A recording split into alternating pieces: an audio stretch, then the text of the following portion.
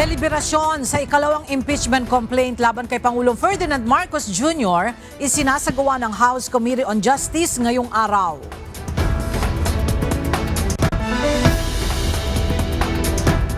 Gobernador Homerlito Dolor humarap sa Sandigan Bayan para tumistigo laban sa siyam na DPWH officials na sangkot sa maanumalyang flood control project sa Oriental, Mindoro. Bagyong Basyang napanatili ang lakas habang kumikilo sa silangan ng Mindanao. Wind signal number 1 nakataas sa ilang lugar sa bansa.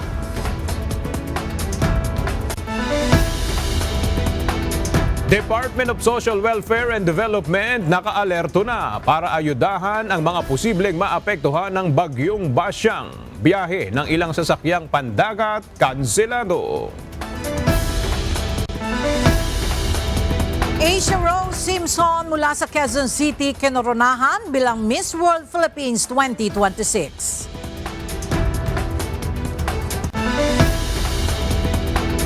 At isang tapat na security guard nagsauli ng nawawalang pitaka sa Port of Banago sa Negros Occidental.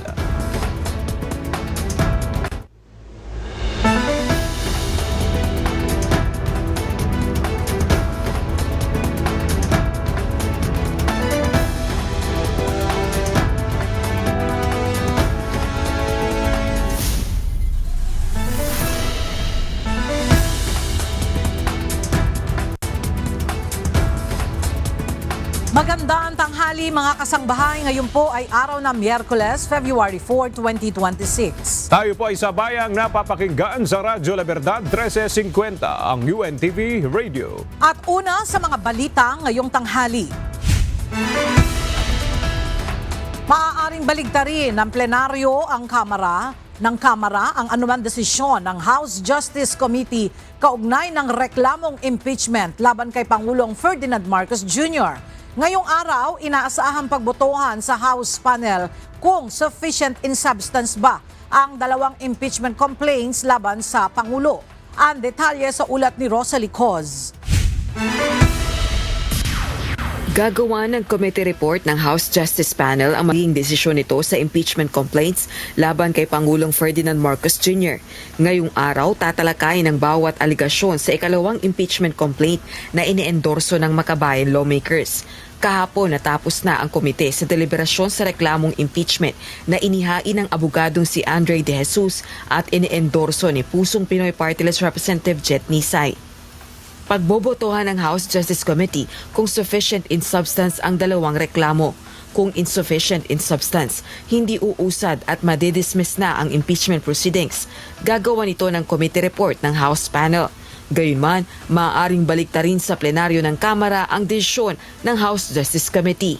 The committee report that we will be issuing by the Justice Committee will be subject to the approval of the plenary by at least 1/3 vote of all its members. The decision of the Justice Committee with respect to the insufficiency in substance, once it reached the plenary, can be overridden, pwedeng mabaligtad by way of at least 1/3 votes of all the members of the House. In that event, ibabalik sa Justice Committee yung committee report and we will be constrained to come up with our articles of impeachment. Sakali namang matukoy na sufficient in substance ang kahit isa sa mga reklamong impeachment, tuloy ang impeachment proceedings laban sa Pangulo. Tila isinantabi naman ni House Justice Panel Chairperson Luistro ang mga puna at paratang laban sa isinasagawang impeachment proceedings ng Kamara laban kay PBBM. As far as we are concerned, we are facing this constitutional mandate, no? As to whether how people perceive this, that is beside the point. We are addressing our constitutional duty to look into, investigate, and hear the impeachment complaints. Batay sa saligang batas, may 6 na pong session days ang House Justice Committee para magdesisyon sa impeachment complaint na inihain laban sa isang impeachable official. Rosa Licoz, UNTV News and Rescue. Diyos ang aming sandigan, serbisyo publiko ang aming pinahahalagahan. Sa kaugnay na balita, isinasagawa ngayon ng House Justice Committee ang deliberasyon sa ikalawang impeachment complaint laban kay Pangulong Ferdinand Marcos Jr. Posible namang ngayong araw matukoy kung uusad ba o hindi ang impeachment proceedings laban sa presidente. Mula sa House of Representatives, nagbabalik si Rosa Licoz live. Rosalie, ano yung update sa deliberasyon ng House Justice Panel Second Impeachment Complaint laban kay PBBM? Aga naninindigan ang makabayan lawmakers nag-endorso ng ikalawang impeachment complaint laban kay Pangulong Ferdinand Marcos Jr. na sufficient in substance ang kanilang reklamong impeachment sa pagpapatuloy ang deliberasyon ng House Justice Committee sa mga reklamong impeachment laban sa presidente. Ayon kay House Deputy Minority Leader at ACT Teachers Party List Representative Antonio Tino, isa sa endorsers ng second impeachment complaint, betrayal of public trust o pagtataksil sa tiwala ng publiko ang pagtatatag ng sistematikong katiwalian sa pamamagitan ng programa sa Department of Public Works and Highways o DPWH. Ugat umano ito ng ginawang pandarambong sa alokasyon ng pondo para sa flood control at iba pang infrastructure projects ng pamahalaan.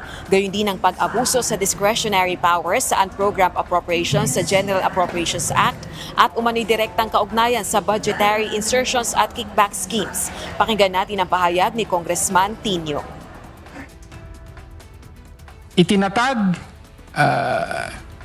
pinahintulutan at pinatupad ni Pangulong Bongbong Marcos Jr. ang isang opisyal na patakaran ng allocables at non-allocables sa pagbubuo ng DPWH budget. At ito ang naging batayan at bahagi ng isang buong sistema ng sentralisadong korupsyon na nagresulta sa tinatawag natin ngayong flood control corruption scandal. No? Ano po ang patakarang ito po? Ang patakarang ito ay nakasaad sa opisyal na dokumento o publikasyon ng DPWH nilabas ng Office of the Secretary noong July 2022 sa pinakasimula ng Bongbong Marcos Jr. presidency. Ang titulo po ng dokumento ay ang High-Level Budget Allocation Formula, the Baseline Balanced Managed or BBM Parametric Formula adopted in 2023 National Expenditure Program NEP Preparation. Yun po ang buong titulo niyan. At ang pinaka-importante po para sa diskusyon natin, kasama po o tinatakda po ng patakarang ito na ang quote, priorities of the leaders of the national government and the legislature ang isa sa magiging batayan ng pagbubuo ng NEP. No, so malinaw po, mga individual na prioridad ng mga leaders of the national government and the legislature. So tinutukoy po niyan, walang iba kundi ang mga pinakamataas na opisyal ng ehekutibo at ng lehislatura. Samantala, ayon naman kay House Justice Chairperson at Batangas 2nd District Representative Jervy Luistro, pagbobotohan na ngayong araw ng panel members ang sufficiency in substance ng dalawang reklamong impeachment. Dito matutukoy kung uusad ba o hindi ang impeachment proceedings laban kay PBBM. We will examine whether the allegations as written stand on constitutional ground or whether they rest on speculation, conjecture, or political disagreement dressed merely in constitutional language. Our proceeding today is intended to test the legal sufficiency of the complaint, not their popularity, not their rhetoric, not their political appeal. In doing so, this committee affirms a simple but vital principle. Impeachment must protect the Constitution, not weaken it. Sa mga miyembro naman ng House Justice Panel, si House Senior Deputy Minority Leader at Caloocan 2nd District Representative Edgar Erice ang nagsabing sufficient in substance ang ikalawang reklamong impeachment dahil sa kapabayaan at pagpapahintulot umano ng Pangulong panghimasukan ang pambansang budget na nagbigay daan sa insertions, diversions at mga manipulasyon. Si House Deputy Minority Leader at mamayang Liberal Party List Representative Leila de Lima naman, iginiit na may specific factual allegations sa unang ground ng impeachment ng Masa et al. Complaint o second impeachment complaint. Pero ang karamihan ng House Justice Panel members o mga miyembro ng majority bloc na nagpahayag na ng kanilang analysis sa ikalawang impeachment complaint, naniniwalang walang ebidensya na may nagsasabing o na magsasabing may nagawang impeachable offense si PBBM. Anila, walang batayang may direktang partisipasyon sa tatlong schemes si PBBM. Dahil anila una sa lahat, hindi naman umano si PBBM ang lumikha sa BBM parametric formula ng DPWH. Ulitin lang natin aga kung insufficient in substance yung mga reklamong impeachment laban kay PBBM na matutukoy sa pamamagitan ng pagbobotohan ng mga miyembro ng House Justice Panel, madi-dismiss na yung reklamong impeachment, hindi na uusad ang impeachment proceedings laban sa Pangulo. Balik sa iyo, Aga. Okay, maraming salamat, Rosalie Co. Binawi ng tatlong senador ang kanilang mga pirma sa draft ng committee report ng Senate Blue Ribbon Committee. Partikular ito sa mga maanumalyang flood control projects ng pamahalaan. Ang detalye sa report ni Asher Cadapan Jr. Kinumpirma ni Senate Majority Leader Juan Miguel Zubiri na isang sulat ang inilabas nila kasama sina Senators J.V. Ejercito at Sherwin Gatchalian. Naka-address ang sulat para kay Senator Panfilo Lacson, Chairperson ng Senate Committee on Accountability of Public Officers and Investigations o ang Blue Ribbon Committee. Sa naturang sulat, hiniling ng tatlong senador na i-withdraw muna ang kanilang mga lagda sa draft committee report na naipresenta sa kanila. Partikular ito sa isinasagawang investigasyon ng komite sa mga maanumalyang flood control projects ng pamahalaan. Ayon sa mga senador, mananatiling withdraw ng kanilang mga lagda hanggat hindi pa nahahanda ang pinal na committee report at mabigyan sila ng sapat na panahon upang ito ay mapag-aralan. Sa mensahe ni Senador Mig sa Senate Media, sinabi nito na masyado pang maaga para pumirma sa committee report habang ito ay sinasapinal pa. Ayon naman kay Senate President Vicente Soto III, nagpasya ang mga senador na i-withdraw ang kanilang mga lagda dahil draft for discussion pa lamang ang naturang committee report. Aniya, hindi pa ito isang opisyal na ulat at tatalakayin pa lamang ito ng komite sa pagpupulong nila ngayong araw. Dagdag pa ni Soto, mali umano ang naglabas nito na Media Relations Officer o MRO. Kinumpirma naman ni Senador Lacson na sa kasalukuyan ay wala pang partial committee report ang Blue Ribbon sa flood control project issue. Pag-uusapan pa niya ng mga miyembro ng komite ngayong araw ang draft ng partial committee report dahil marami sa kanila ay nais munang talakayin ito. Alinsunod ito sa kanilang rules of procedure sa mga inquiry o investigasyon in aid of legislation. Nauna na ring sinabi ni Senador Lacson na maglalabas ang Blue Ribbon ng partial committee report habang patuloy pa rin ang pagdinig na ginagawa nila kaugnay ng flood control scandal. Asher Cadapan Jr., UNTV News and Rescue. Diyos ang aming sandigan, serbisyo publiko ang aming pinahahalagahan. Sisimulan ng talakayin sa Senado ang nasa 6 na ethics complaints laban sa ilang senador. Ito ay matapos makumpleto ang komposisyon ng Senate Ethics Committee sa ilalim ng pamumuno ni Senator Ejercito. Mula sa Senado, nagbabalik si Asher Cadapan Jr. live. Asher, ano yung unang ethics complaint na tatalakayin ng Ethics Committee? JV, Aga, first in and first out. Ito ang suhestyon na iginiit ni Senate Chair Committee on Ethics and Privileges Chairperson JV Ejercito sa pagtatalakay ng mga reklamong inihain sa komite laban sa ilang mga senador. Formal lang binuksan at isinagawa ang organizational meeting ng Senate Committee on Ethics and Privileges ngayong araw sa pangangasiwa ni Senador JV Ejercito. Ito ay sa gitna ng nasa 6 na ethics complaints laban sa ilang senador na nagsimulang ihain noon pang nakaraang taon at ilang buwan nang nakabinbin sa komite. Muli namang ipinaliwanag ni Senador JV na ang dahilan ng antala ay bunsod ng pagkakahalal sa kanya bilang chairperson ng Ethics Committee noon lamang Oktubre ng 2025 bago mag-adjourn ang sesyon ng Senado.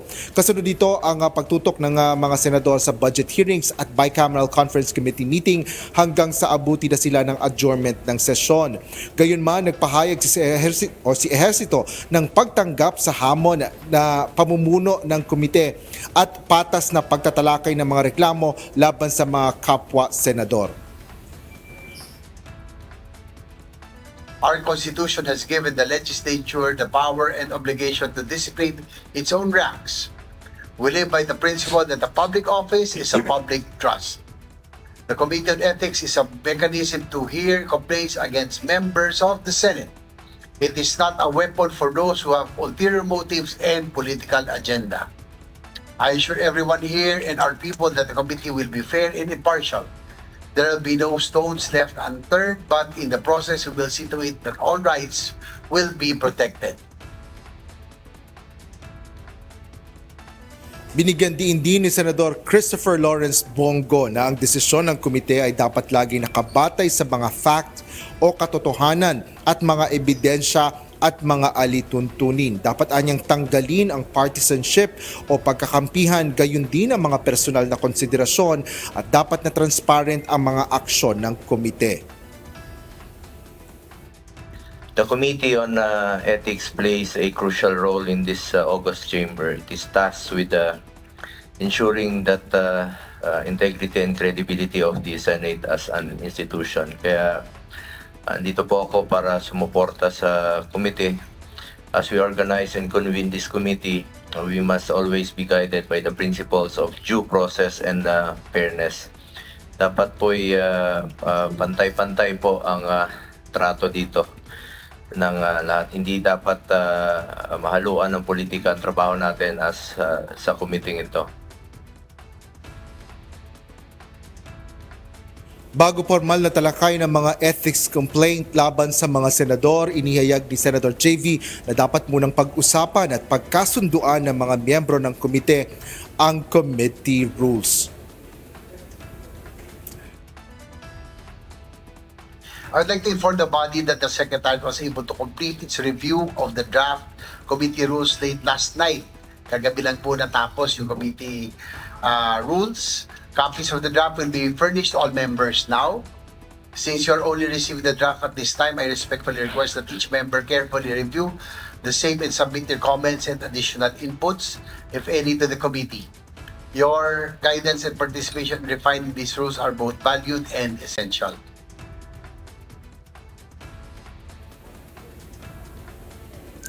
Aga kasunod ng pahayag na ito ni Senador JV Ejercito ay pansamantalang nagtapos ang pagdinig ng Senate Committee on Ethics and Privileges upang bigyan ng sapat na panahon ang ilang miyembro nito na pag-aralan ang committee rules o draft ng committee rules upang talakayin sa itatakdang susunod na pagdinig ng komite. Yan ang latest dito sa Senado. Balik sa iyo, Aga. Maraming salamat, Asher Kadapan Jr. Bigay na ni Pangulong Ferdinand Marcos Jr. sa Independent Commission for Infrastructure o ICI ang pagdedesisyon kung nais pa nitong magpatuloy sa kanilang trabaho.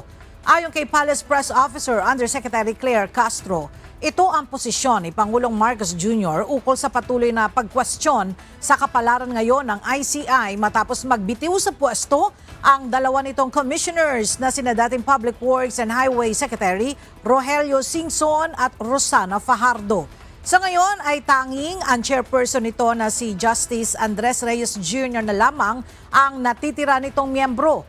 Ayon kay Undersecretary Castro, Iginagalang ni Pangulong Marcos ang ICI bilang independent body at anuman anya ang nais na hilingin na tulong ng ICI ay ipagkakaloob ng punong ehekutibo. Ang sabi po niya, ang ICI daw po ay isang independent body, independent commission. Kung ano po ang magiging desisyon ng ICI, yun po ang maaari maging tugon ng Pangulo. Kung kinakailangan nila ng tulong sa executive, ibibigay po. Pero kung ano po ang magiging destiny ng ICI, kung ano ang magiging susunod na magalaw nila, yan po ay pinauubaya ng Pangulo sa ICI bilang independent commission. Kasado na ang susunod na public auction ng Bureau of Customs para sa mga nasamsam na high-end na sasakyan na bahagi ng restitution ng pamahalaan. Kabilang sa isusubasta ang dalawang Bugatti, isang Rolls-Royce, isang Bentley Bentayga at isa pang mamahaling sasakyan na iniuugnay sa maanumalyang infrastructure projects ng DPWH sa pamilya Diskaya. Narito ang report ni Ryan Lacanlale. Nakatakdang isagawa sa February 11 ang susunod na public auction ng Bureau of Customs para sa mga nasamsam na high-end na sasakyan na bahagi ng restitution ng pamahalaan. Ayon sa BOC, ang mga sasakyang isusubasta ay dating nasamsam mula sa pamilyang Diskaya na iniuugnay sa maanumalyang infrastructure projects ng Department of Public Works and Highways o DPWH. Kabilang sa mga isusubastang sasakyan ng dalawang Bugatti, isang Rolls-Royce, isang Bentley Bentayga at 6 pang high-end vehicles. Two of those would be the Bugattis. Ito yung inimbestigahan noon, yung red tsaka blue na Bugatti. Two of these also would be yung Rolls-Royce tsaka yung Bentley Bentayga that were not sold during the last auction.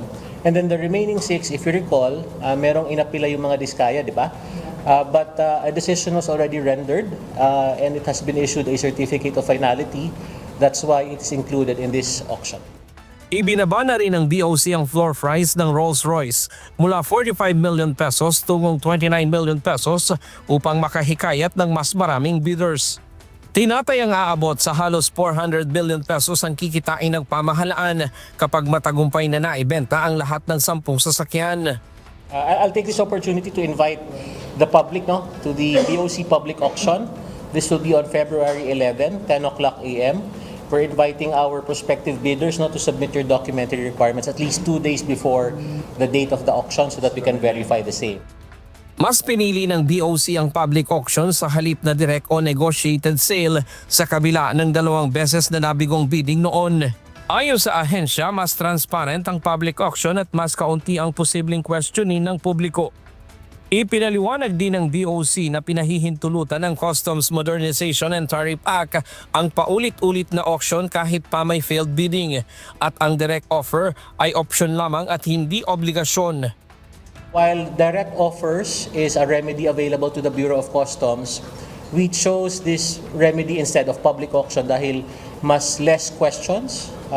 We are knowledgeable naman that the perception of our agency is not that positive. So we are trying to avoid actions that would cast doubt. Samantala, umabot na sa 4.836 billion pesos ang kabuuang halaga ng mga asset na natukoy at naitala ng Technical Working Group ng ICI. Kabilang dyan ang 2.11 billion pesos na real properties, 161.8 million pesos na motor vehicles, 2.2 billion pesos na air assets at mahigit 316 million na cash na tuluyang naibalik sa pamahalaan sa pamamagitan ng restitution. Ang cash restitution ay nagmula sa 4 na individual na kasalukuyang saklaw ng Witness Protection Program. Tiniyak naman ng mga opisyal na magpapatuloy ang trabaho ng Technical Working Group kahit pa magkaroon ng mga pagbabago sa komposisyon nito. There's no news na magdi-dissolve tayo, but we're just preparing for any contingencies with regards to whether it's the ICI or the CICC, the BOC, the DOJ disengaging or basta magtutuloy-tuloy yung work ng TWG.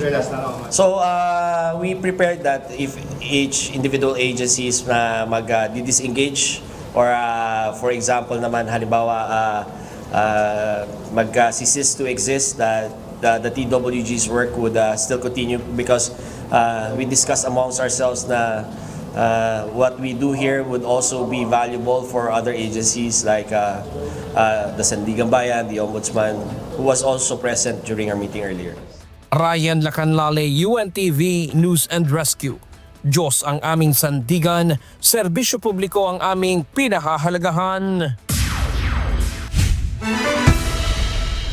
Tumestigo ngayong araw ang gobernador ng Oriental Mindoro laban sa siyam na DPWH officials na umano'y sangkot sa flood control scandal sa naturang lalawigan. Kaugnay nito inilatag ang iba't ibang mga video bilang mga ebidensya sa kaso. Ang detalye sa report ni Evan Alvarez live. Van, ano-anong video ang ipinakita dyan sa bail hearing at ano ang pinapatunayan niyan? Ela, 4 na video ang ipinaresenta ng prosekusyon kung saan makikita dito na personal na ininspeksyon ni Oriental Mindoro Governor Homerlito Dolor itong umano'y substandard flood control project sa Nauhan, Oriental Mindoro. Sumala ngayon sa witness stand si Oriental Mindoro Governor Homerlito Dolor para sa bail petition hearing sa kasong malversation ng siyam na DPWH officials ng Mimaropa Region na umano'y sangkot sa 289.5 million pesos na substandard flood control project sa lalawigan. Bago isinagawa ang cross-examination, ipinakita ng prosekusyon ang 4 na video ng mga inspeksyon sa naturang road dike flood control project. May petsang August 16 ang unang inilatag na inspeksyon. 2 naman ang video noong September 9 na nagpapakita ng joint inspection ni na DPWH Secretary Vince Dizon at Governor Dolor sa damaged stone masonry at revetment sa lugar.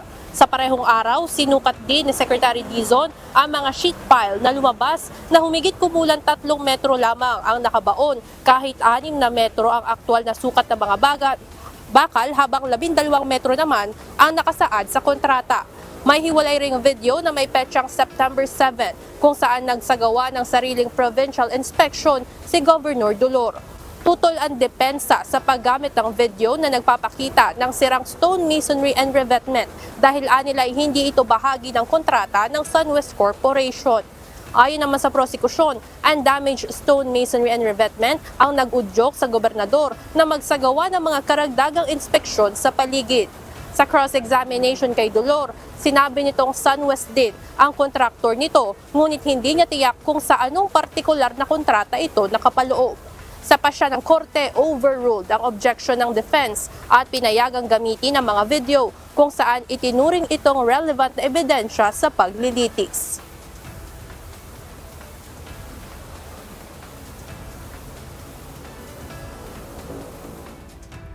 When you know the truth and you're telling the truth, you will be as brave as the lion. Una, hindi ako kinaw sa mga abogado. I just told the truth. After all, kaibigan ko ang isa sa mga akusado. Personal. At ang pinakamasakit sa akin is to testify na alaman mong kaibigan mo yun nandun.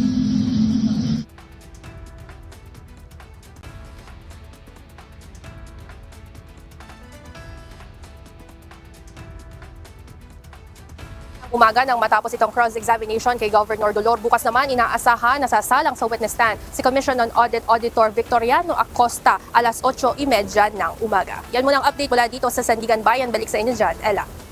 Maraming salamat, Evan Alvarez. Isasagawa mamayang hapon ang preliminary conference kaugnay ng gaganaping oral arguments sa mga petisyon laban sa General Appropriations Act o GAA o GAA mula 2024 hanggang ngayong taon. Isasagawa ng Korte Suprema ang oral arguments sa Baguio City sa Abril. Mula sa Maynila, makibalita tayo kay Dante Amento live. Dante, ano ba yung inaasahang matatalakay mamaya sa oral arguments hinggil dito sa issue ng General Appropriations Act? Magandang tanghali, aga itinakda nga ng Korte Suprema ang isang preliminary conference mamayang 1:00 ng hapon kung saan gaganapin yan sa session hall mismo ng Korte dito sa Maynila. Kaugnay ito ng isasagawang oral argument sa Consolidated Petitions laban sa General Appropriations Act o GAA ng 2024, 2025 at ngayong taon. Sa preliminary conference ay pag-uusapan ang mga rule o palatuntunan kabilang na ang time allocation o oras ng bawat partido para ipresenta ang kanilang argumento. Anong mga partikular na isyong legal ang dapat pagtuunan ng magkabilang panig? Sino ang unang magsalita o maglahad ng argumento sa pagitan ng gobyerno at ng petitioners? Inaasahang pag-uusapan din kung ilan ang pwedeng sumama na abogado at petitioner sa araw ng oral arguments. Itinakda ng Korte Suprema sa April 8 at 22 ang oral arguments sa mga kaso laban sa GAA sa Baguio City. Kabilang sa petitioner ay sina dating Congressman Edsel Lagman, dating Senador Coco Pimentel, Representatives Edgar Erice at Representative Laila De Lima. Sina Lagman at Pimentel ay kinukwestiyon ang 449.5 billion pesos na bicameral insertion sa 2024 GAA.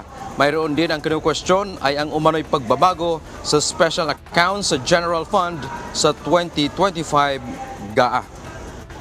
Aga, ang grupo naman ni na Representatives Edgar Erice at De Lima, ang kinukwestiyon nila partikular ay yung UA o Unprogrammed Appropriation sa ilalim ng 2026 General Appropriations Act na kakapirma lamang ng Pangulo. Yan ang ating update mula dito sa Maynila. Balik sa iyo, Aga. Maraming salamat, Dante Amento. Nananatiling neutral ang net satisfaction rating ni Pangulong Ferdinand Marcos Jr. base sa pinakabagong survey ng Social Weather Station.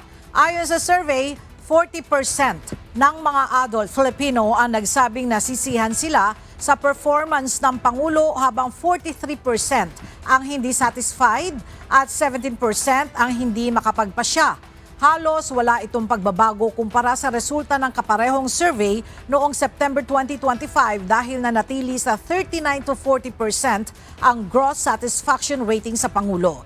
Isinagawa ang survey noong November 24 to 30, 2025 sa pamamagitan ng face-to-face interview sa 1,200 respondent nationwide.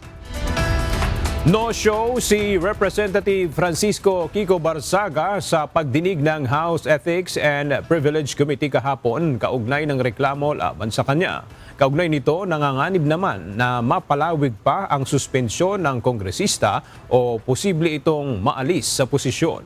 Narito ang ulat ni Jed Neresina. May posibilidad na patawan muli ng suspension si Cavite 4th District Representative Francisco Kiko Barzaga, ayon kay Manila 2nd District Representative Rolando Valeriano. Paliwanag ni Congressman Valeriano na talakay kahapon February 3 ng House Ethics and Privilege Committee ang complaint laban sa batang kongresista, kung saan aniya kasama sa napag-usapan ang mga nagawa ni Congressman Barzaga habang siya ay suspendido ng 2 buwan. Kaugnay nito, iginiit ni Valeriano na umaasa siyang kakatigan ng komite ang hiling niyang parusa para sa nasuspending mambabatas. Pero tingin ko from December 1 to January 30, mukhang mas malala pa yung mga pinagagawa niya. Imagine mo yung namatay na colleagues namin na ginagalang namin at kaibigan nga ng father niya yun, si Congressman Acop. Minamalay niya at kung ano sinasabi niya. Tingin ko mas grabe itong ginawa niya. Kaya ako umaasa na by tomorrow yung Committee on Ethics and even the plenary will adopt another suspension for him. And I hope na hindi lang suspension para mabigyan ng aral yung mga ganyang bata. Dagdag pa ni Representative Valeriano na may ilan silang kasamahan sa Kamara na nalulungkot at naawa rin kay Representative Barzaga. Ang iba pa aniya ay nasasabing tila wala sa sariling pag-iisip ang bagitong kongresista. Medyo nagtatampo yung mga colleagues natin kasi kung mapapansin niya yung attack niya, alam niya yung ginagawa niya, kalkulado niya eh. Diba? Hindi niya ina-attack yung mga supposed to be kakampi niya. Hindi naman niya ina-attack yung ibang ano. Basta dito lang sa Congress siya, tsaka kung sino lang yung gusto niyang. Tapos pagka nagkamali siya, mabilis din namang humingi ng sorry. Paniwala ni Valeriano Nasisiyahan si Congressman Barsaga sa dami ng atensyong kanyang natatanggap sa social media. Ngunit hindi aniya tamang nadamay pa ang ilan sa kanilang mga kasamahan sa Kongreso at magpatuloy ang umano'y paglalaro nito sa sitwasyon. Paingay lang po yung ginagawa. I think so. Kasi meron din ako nakitang post niya kanina, pinakita sa akin na parang pagbalik ko, may mga batas na siyang ipapasok, parang very apologetic na. So, alam niya yung ginagawa niya.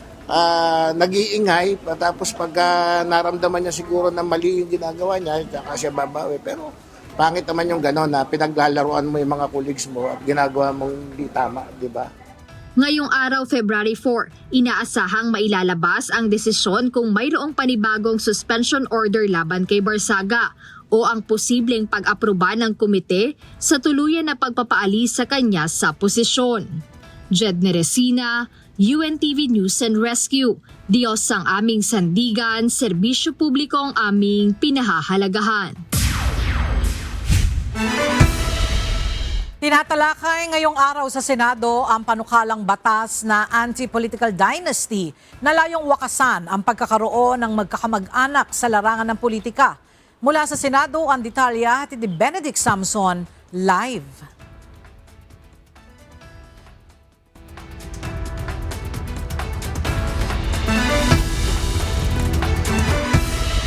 Benedict, ano-ano na ang mga tinalakay ng Senado para sa pagpapasa ng panukalang anti-political dynasty bill?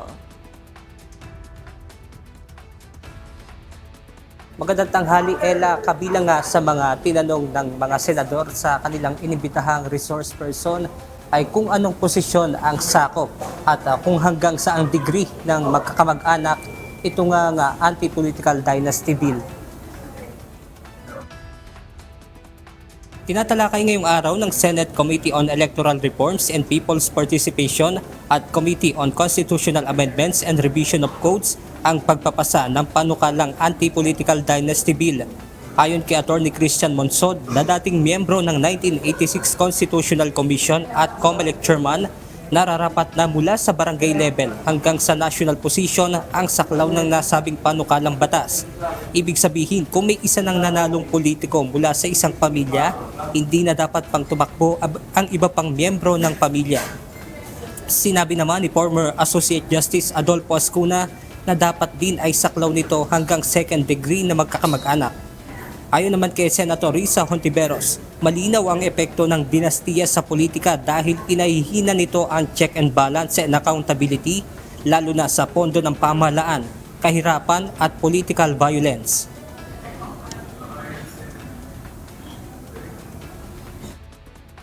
Yung multi-billion peso flood control scam, yung paglala ng kahirapan, at yung patayan lalo na tuwing eleksyon.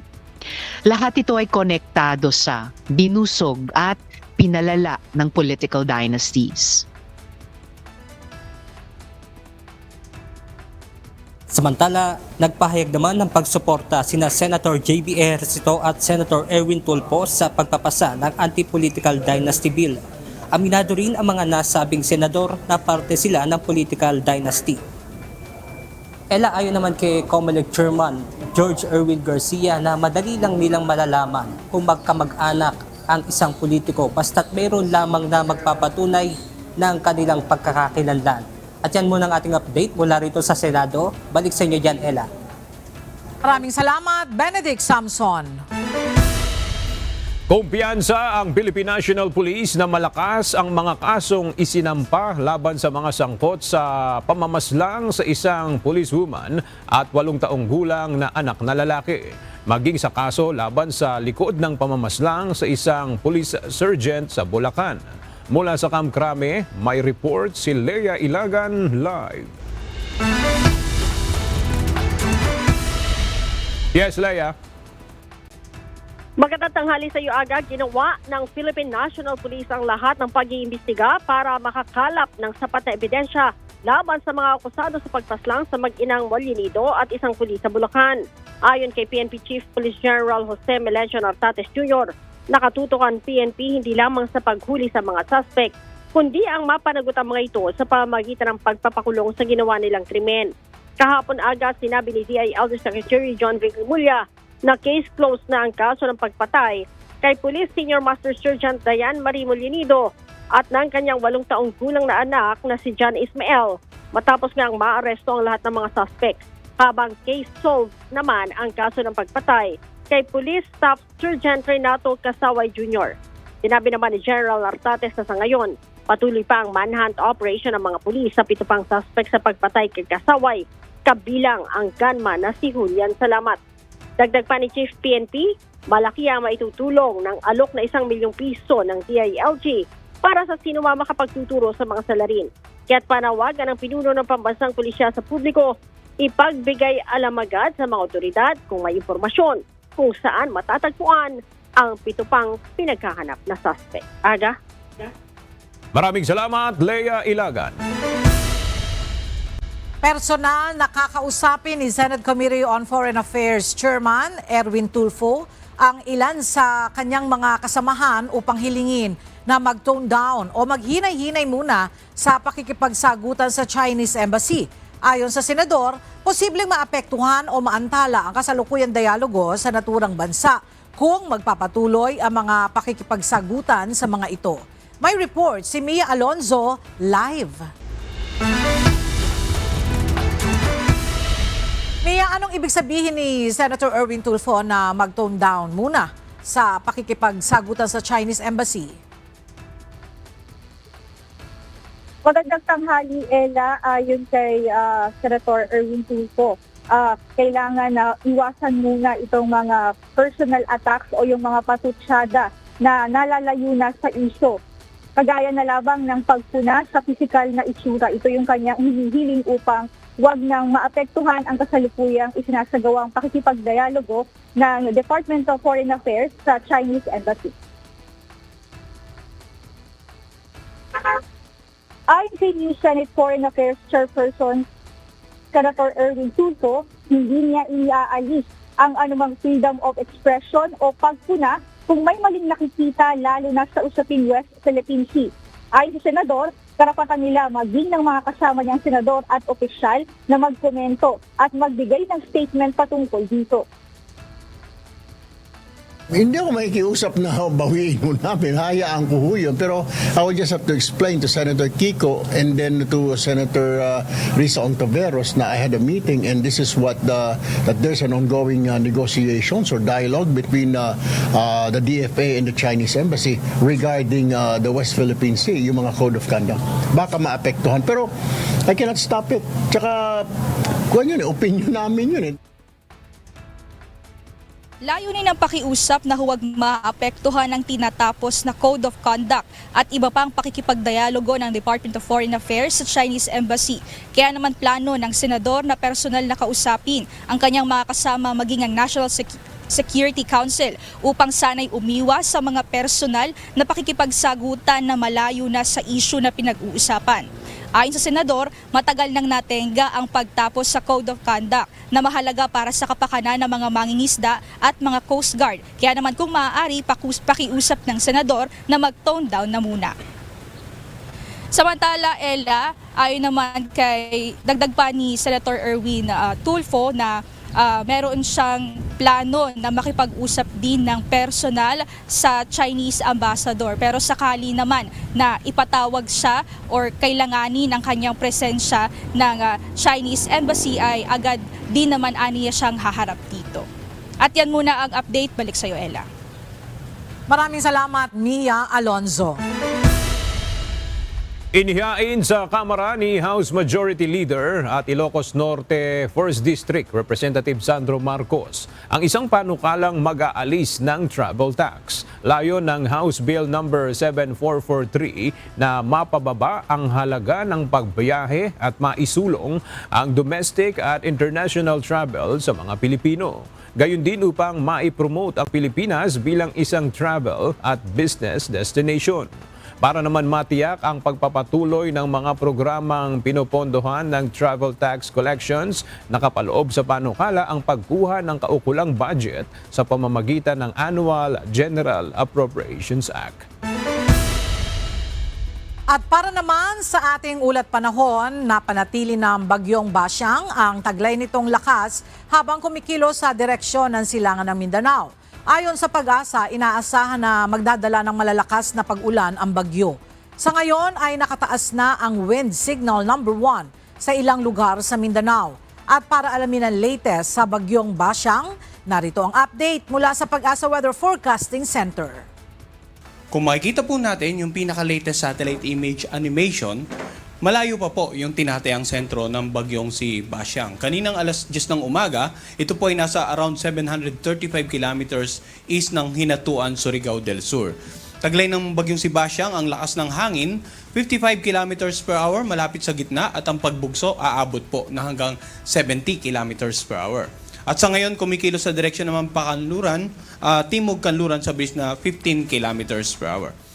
Makikita natin, malayo pa yung bagyo pero posibleng may mga bahaging kaulapan na ang humahagip dito nga sa silangang bahagi ng Mindanao. Bukod pa dyan, umiiral pa rin po yung amihan or northeast monsoon dito nga sa hilaga at gitnang bahagi ng ating bansa.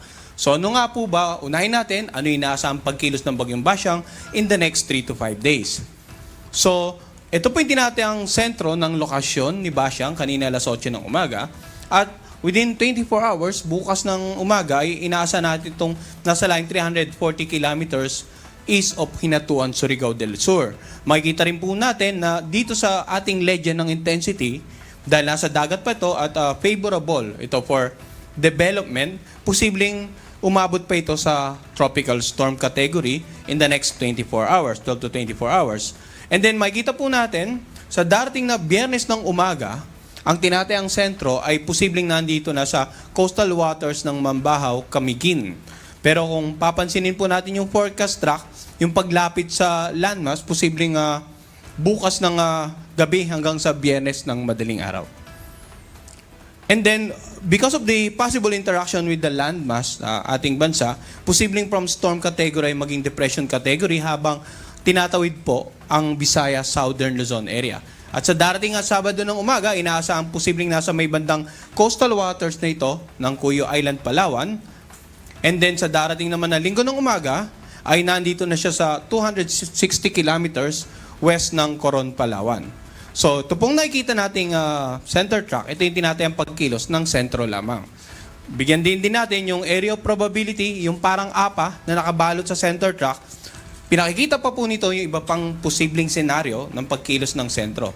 So kung dito, mapapansin natin yung center track posibleng tumama sa may bandang Surigao del Sur, dapat maging handa rin yung iba pang lalawigan sa silangang bahagi ng Mindanao at maging dito sa ilang bahagi ng Eastern Visayas for the possible landfall scenario, yung pagtama ng sentro.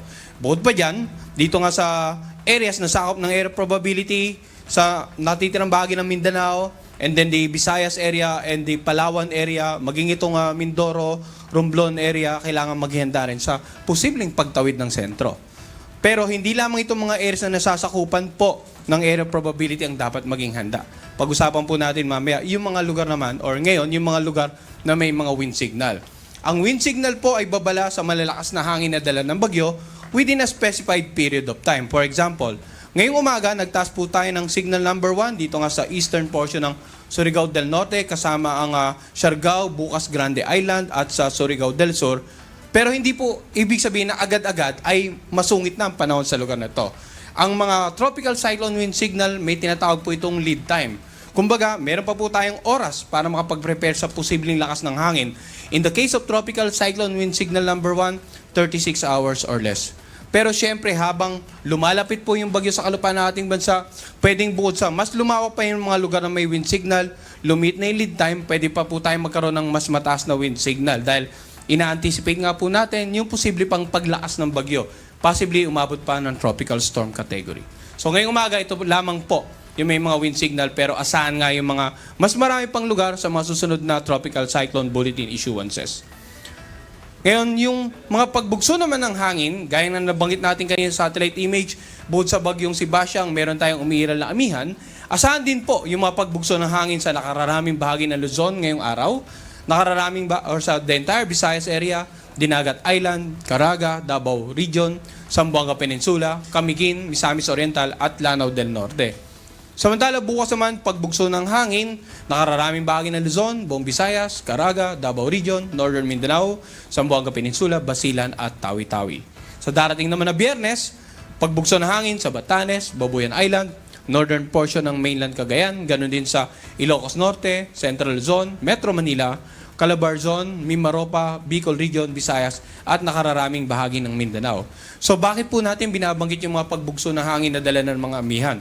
Yung mga lugar pong nakapalob sa listahan na to ay posible pong makaranas na bukod sa pagbugso ng hangin, magiging katamtaman hanggang sa maalon ang mga karagatan. So, abiso po natin dito sa mga kababayan nating mga isda at saka yung may maliit na sakyang pandagat na mag-iingat po sa pagpalaot, lalong-lalo sa mga lugar na bukod sa direktang tatama ng bagyo ay apektado ng amihan. Pag-usapan naman natin yung inaasahang pag-ulan. So kanina sa satellite image, nakita natin malayo pa yung bagyo, sentro ng bagyo, nahagip ng mga may kakapalang kaulapan ang silangang bahagi ng Mindanao. So simula ngayong umaga hanggang bukas ng tanghali, posibleng makaranas po ng pag-ulan, around 50 to 100 millimeters of rain.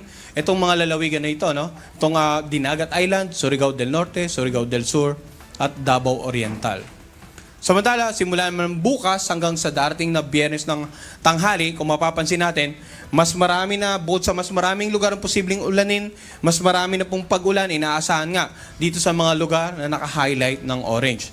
Ito po yung Southern Leyte, Bohol, Dinagat Island, Surigao del Norte and Surigao del Sur, Agusan del Norte, Camiguin, Misamis Oriental at Agusan del Sur, around 100 to 200 millimeters of rain, posibleng maranasan simula bukas hanggang sa darating na Biyernes. Samantala, yung naka-highlight naman ng yellow, ito po yung mga posibleng ulanin ng 50 to 100 millimeters. At sa darating naman na Biyernes hanggang Sabado ng tanghali, kung mapapansin natin, from the eastern side ay nag-shift na yung mga forecast range dito sa western side. Kasi kung natatanda natin yung forecast track, inaasahan nga natin yung pagkilos ng bagyo towards the southern Luzon area, Palawan area in the next 3 to 5 days. So, yung ulan ng 100 to 200 millimeters, inaasahan natin sa Aklan ng Antique, habang 50 to 100 millimeters of rain dito sa buong Palawan, Oriental Mindoro, Romblon, Capiz, Iloilo, Guimaras at Negros Occidental. Ngayon, ang ating pong rainfall scenario ay maaari ring mabago sa susunod na issuances ng ating weather advisory. Kaya pinapayan po ang lahat ng tabayanan din yung issuance natin ditong nabanggit nga natin na babala patungkol naman sa posibleng ulan na dala ng bagyong Basyang. Ngayon, pag-usapan naman po natin yung magiging lagay ng pag-alon. Kanina nabanggit natin, umiiral na amihan, bagyong Basyang, posibleng magdulot ng mga maapektuhan yung sea conditions. Ngayon, dahil sa paparating na si Basyang, ito pong dagat sa silangang bahagi ng or northern eastern coast ng Northern Samar at saka itong Eastern Samar area ay naka-highlight ng pula, asahan po natin magiging maalon hanggang sa napakaalon. Hanggat maaari, huwag na po malaot dyan yung mga kababayan nating mga isda at yung mga may maliit na sakyang pandagat. Samantala sa natitirang bahagi ng ating bansa, katamtaman hanggang sa maalong karagatan sa Hilaga at silangang bahagi ng Luzon at maging dito sa silangang bahagi ng Mindanao. Ngayon, gaya din po ng wind signal at ng rainfall weather advisory natin, posible pang lumawak yung mga lugar na bahaging karagatan na mag-gale warning sa mga susunod na issuances habang papalapit ang bagyong si Basyang. Kanselado ngayon ang biyahe ng ilang mga sasakyang pandagat dahil sa banta ng bagyong Basyang. Batay sa 8 a.m. advisory ngayong February 4 ng Philippine Ports Authority, kanselado muna ang biyahe ng mga barko sa Port of Giwan sa Samar. Gayon din ang biyahe ng Light Ferry 10 sa Larena sa ruta ng Tagbilaran at Cebu sa Port of Larena. Paglilinaw ng PPA, otomatikong suspindido ang paglalayag ng mga sasakyang pandagat oras na magpalabas ng no-sail policy ang Philippine Coast Guard dahil sa banta ng masamang panahon. Naka-high alert ngayon ang Department of Social Welfare and Development dahil sa bagyong binabantayan ng Pag-asa sa loob ng bansa. Ayon kay Assistant Secretary Irene Dumlao ng Disaster Response Management Group, nakahanda ang ahensya sa anumang epekto ng masamang panahon. Nakapag-preposition na ang DSWD ng libu-libong family food packs at iba pang non-food items na maaaring agad ipamahagi sa mga maapektuhang komunidad. Tiniyak ng kagawaran na tuloy-tuloy ang paghahanda at mabilis ang pagtugon upang matulungan ang mga pamilyang posibleng tamaan ng pagbaha at landslide.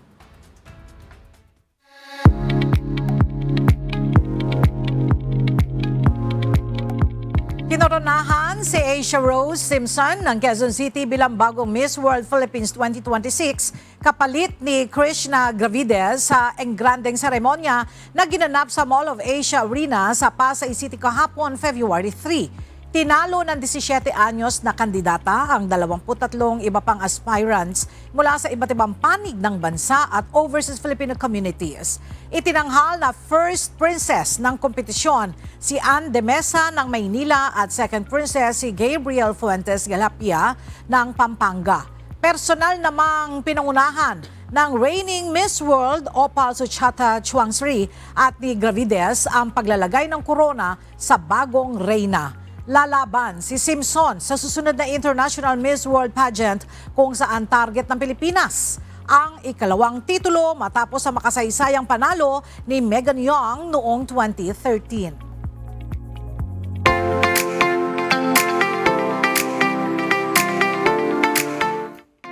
Dahil sa katapatan ng isang security guard ng Philippine Ports Authority, agad na naibalik sa may-ari ang isang pitakang naiulat na nawawala malapit sa ticketing area ng Fastcat sa Barangay Banago, Negros Occidental, bandang alas 6 ng umaga ng January 28. Isinauli ng nasabing kawani ang pitaka sa Port Police Division para sa tamang verifikasyon at pagsunod sa umiiral na security protocols. Natukoy ang may-ari na isang pasaherong sakay ng barkong nakadaong sa pantalan at agad siyang tinawagan upang maibalik ang kanyang gamit. Pinuri naman ng PPA ang katapatan at malasakit ng kanilang tauhan na nagpapatunay ng ligtas at maasahang serbisyo sa publiko.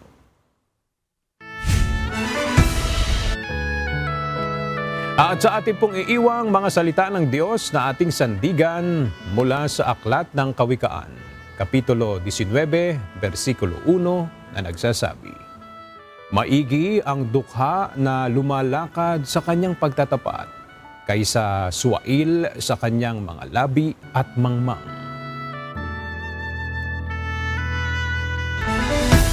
At yan ang mga balitang aming tinutukan at inaksyonan dahil sa aming pagbabalita, una ang pagkalinga sa kapwa. UNTV News, may balita saan mang panig ng daigdig.